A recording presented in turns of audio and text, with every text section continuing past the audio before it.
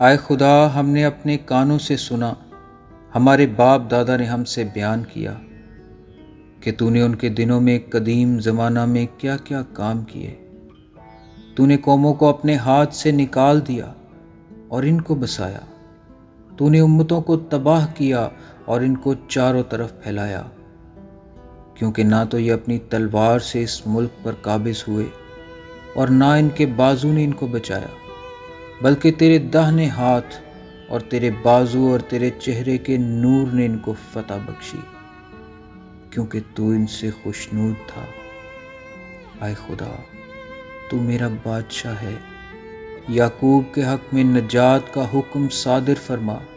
تیری بدولت ہم اپنے مخالفوں کو گرا دیں گے، تیرے نام سے ہم اپنے خلاف اٹھنے والوں کو پامال کریں گے، کیونکہ نہ تو میں اپنی کمان پر بھروسہ کروں گا اور نہ میری تلوار مجھے بچائے گی، لیکن تو نے ہم کو ہمارے مخالفوں سے بچایا ہے اور ہم سے عداوت رکھنے والوں کو شرمندہ کیا۔